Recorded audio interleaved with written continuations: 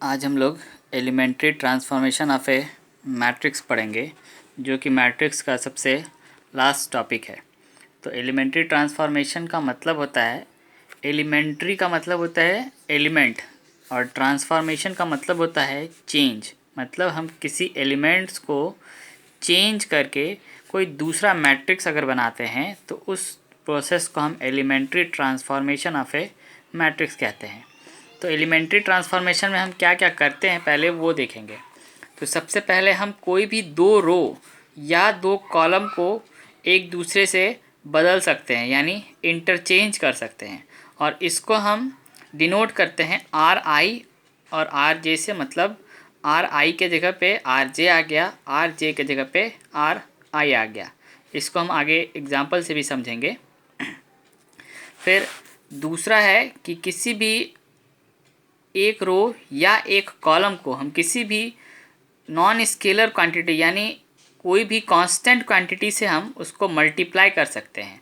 तो इसको हम डिनोट करते हैं आर आई बराबर के इंटू आर आई से। फिर तीसरा प्रोसेस है कि किसी भी कांस्टेंट को हम मल्टीप्लाई कर सकते हैं किसी भी दूसरे रो या दूसरे कॉलम के साथ। तो इस तीनों प्रोसेस को हम एक एक एग्जाम्पल से समझते हैं पहले। जैसे पहला चीज़ था कि हम किसी भी एक रो या एक कॉलम को हम एक दूसरे से इंटरचेंज कर सकते हैं।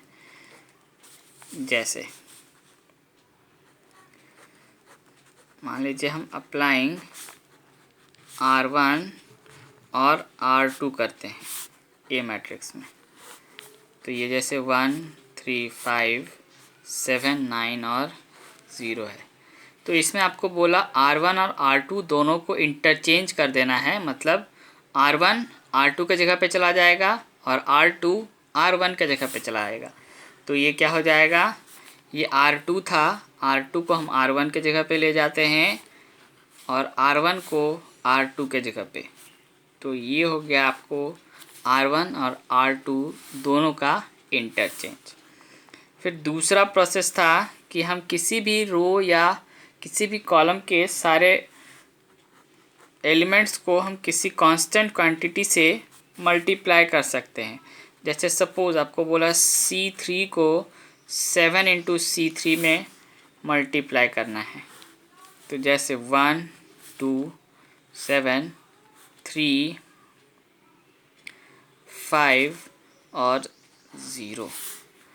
तो अब हमको बोला कि C3 में मल्टीप्लाई करना है। ठीक है, तो C3 में अगर इसको मल्टीप्लाई करेंगे तो 1 2 7 को 7 से मल्टीप्लाई किए, क्योंकि C3 तो हमारा ये है। 7 को 7 से मल्टीप्लाई किए तो 49 हो गया। 3 5 और 0 को भी 7 से मल्टीप्लाई किए तो ये 0 हो गया।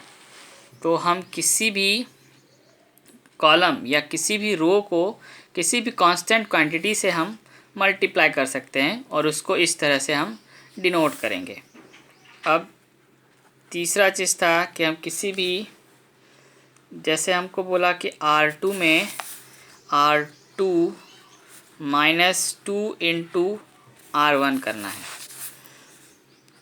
तो सपोज़ ए मैट्रिक्स है मेरा 1 2 2 और 0। तो यहाँ पे हमको क्या बोला, R2 में R2 -2 R1 करना है। तो R2 के जगह पे 1 2, R2 की जगह पे 2 है तो R2 की जगह पे हम 2 रख देते हैं। -2 इंटू इसके लिए R1 हो गया 1, तो 2 - 2 इज इक्वल टू हो गया ये 0। अब यहाँ R2 की जगह पे 0 -2 इंटू इसके लिए R1 ये है, यानी 2 इंटू 2, तो 0 -4 ये हो जाएगा आपको -4। तो ये हमारा नया मैट्रिक्स बन गया, जिसमें हम R2 में R2 -2 इंटू R1 किए हैं। ठीक है, तो अब हम 2x2 मैट्रिक्स का एलिमेंट्री ट्रांसफॉर्मेशन कैसे करेंगे ये देखेंगे। तो elementary transformation of 2x2 matrix.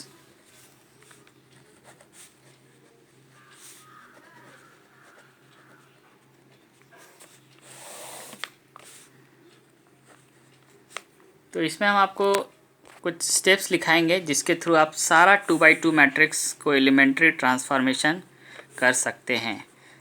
जिसमें इसमें पहला स्टेप है make A11 is equal to 1 by R1 में A11 से डिवाइड करके।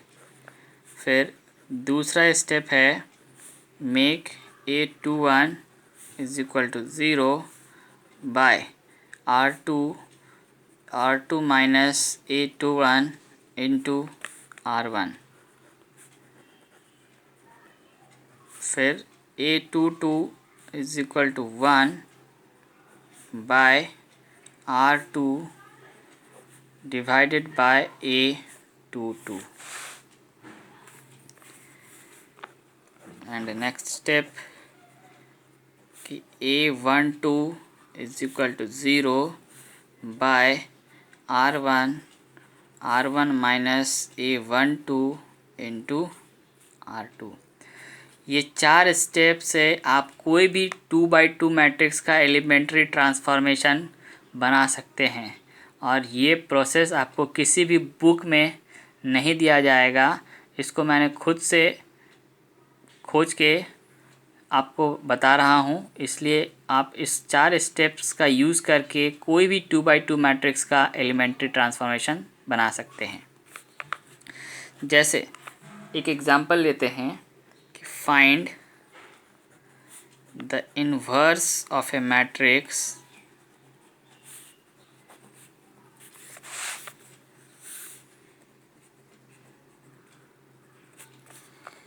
Using elementary transformation.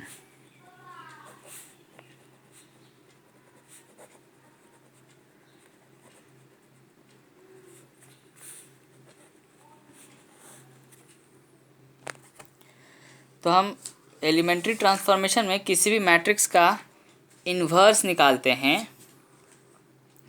और उसी को हम आगे सॉल्व करके इन्वर्स के प्रोसेस से आगे सॉल्व करेंगे। जैसे ये है 2, 3, 5 और 7। ठीक, तो इसको हमको अब इन्वर्स निकालना है मैट्रिक्स का यूजिंग एलिमेंट्री ट्रांसफॉर्मेशन। तो आपको ये ए मैट्रिक्स दिया हुआ है 2, 3, 5 और 7। ठीक है, तो हम किसी भी मैट्रिक्स का इन्वर्स निकालने से पहले उस मैट्रिक्स को A is equal to I into A लिखते हैं। इसलिए कि इन्वर्स का मतलब होता है A इन्वर्स का मतलब होता है 1/A। ठीक है, तो A इन्वर्स मतलब 1/A, यानी ये A उधर जाएगा तब तो 1/A होगा ना, क्योंकि ये A इससे मल्टीप्लाई है।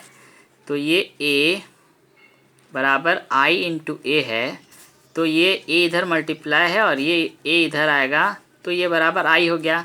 यानी ये A और A कट गया तो कितना 1 हो गया। तो हम इस A बाय A, इस A को हम लिख सकते हैं A इंटू A इन्वर्स बराबर I। ठीक है, तो ये A और A कट के 1 हुआ, यानी मैट्रिक्स में हम बताए थे 1 का मतलब क्या होता है, आइडेंटिटी मैट्रिक्स I। इसीलिए अब हम इन्वर्स निकालने के लिए हमेशा पहले A is equal to I into A करेंगे। तो A मैट्रिक्स था हमारा 2, 3, 5, 7 is equal to I matrix, identity matrix होता है हमारा 1, 0, 0 और 1। यानी अब हमको इन्वर्स निकालने के लिए इस मैट्रिक्स 2, 3, 5 और 7 को ट्रांसफॉर्म कर देना है, यानी चेंज कर देना है 1, 0 और 0, 1 से। यानी इस एलिमेंट को हम चेंज करके 1, 0 और 0, 1 बना देंगे।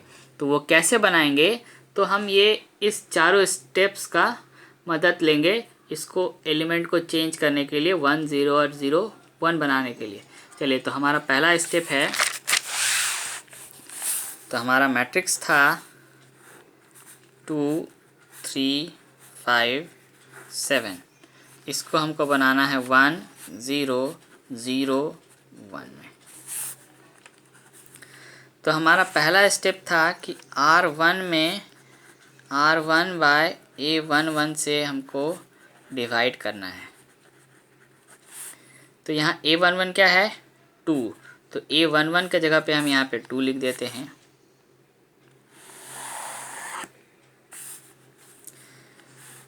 तो यहाँ हम रो 1 या R1 का मतलब पहला रो, तो पहला रो ये है, इसमें हम 2 से डिवाइड किए हैं, तो 2 को 2 से डिवाइड करेंगे तो हो जाएगा 1। 3 को 2 से डिवाइड किए तो ये हो गया 3/2 इज इक्वल टू 1 को 2 से डिवाइड किए तो हो गया 1/2, ये हो गया 0, ये 0 और ये हो गया 1।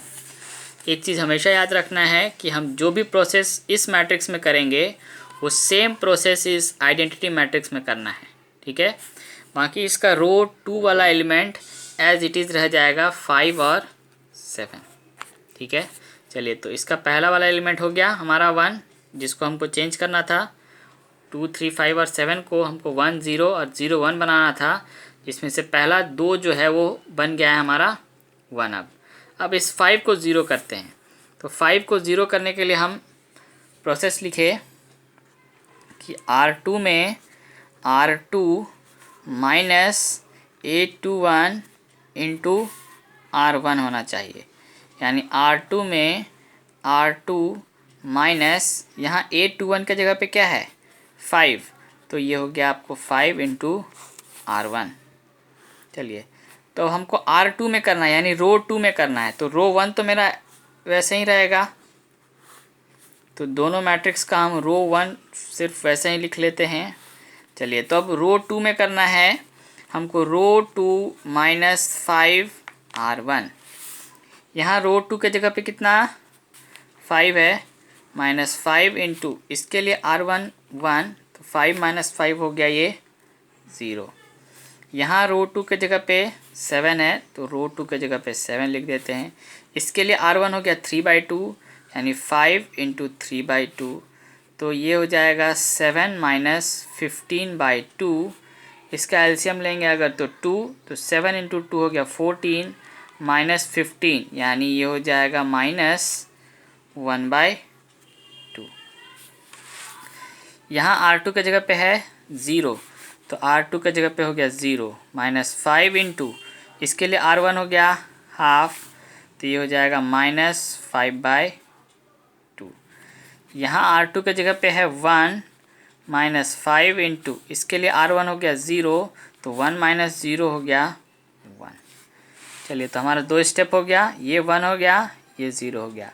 अब तीसरा स्टेप में हम लिखाए थे कि इसको हमको 1 करना है A22 को, तो इसको 1 करने के लिए हम देखिए स्टेप में लिखाए हैं कि R2 में A22 से हमको डिवाइड करना होगा, यानी R2 में A22 क्या है हमारे यहाँ पे माइनस हाफ। यहाँ पे हमारा A22 माइनस हाफ था, तो A22 के जगह पे हम माइनस हाफ लिख दिए। तो अब हमको रो 2 में डिवाइड करना है, यानी रो 1 मेरा वैसे ही रहेगा, तो 1 3/2। इसमें भी रो 1 को हम वैसे ही लिख देते हैं। अब रो 2 को हमको -1/2 से डिवाइड करना है, तो 0 को -1/2 से डिवाइड करेंगे तो ये 0 ही रहेगा। -1/2 को -1/2 से डिवाइड किए तो ये 1 हो गया। इधर -5/2 को -1/2 से तो 5 हो जाएगा। 1 को -1/2 से तो -2 हो गया, ठीक है। तो हमारा 3 स्टेप हो गया है, 1, 0 और 1। अब हम लास्ट स्टेप में इसको 1 बनाएंगे। चलिए, तो उसको 1 बनाने के लिए हम लास्ट स्टेप लिखाए थे कि R1 में R1 minus A12 into R2 होना चाहिए, यानी R1 में R1 माइनस A12, यहाँ आपका 3/2 है, तो हम 3/2 लिख लेते हैं उसके बदले, A12 के बदले। तो ये हो गया A12 के बदले 3/2 इंटू R2। चलिए, तो इसमें हमारा रो 2 तो सेम रहेगा, हमको सिर्फ इसमें रो 1 को चेंज करना है, यानी ये हो गया 5 माइनस 2 और A। चलिए, तो यहाँ रो 1 माइनस 3/2 इंटू R2 करना था।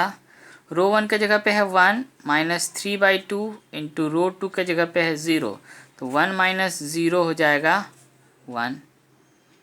यहाँ रो 1 के जगह पे है 3/2 माइनस 3/2 इंटू R2 के जगह पे है 1, तो 3/2 माइनस 3/2 ये हो गया 0। फिर इधर यहाँ पे रो 1 के जगह पे था 1/2 माइनस 3/2 इंटू R2 के जगह पे है 5, तो हो जाएगा हाफ और माइनस 15/2, यानी 1 minus 15/2 is equal to minus 14/2, तो ये हो जाएगा -7 के बराबर।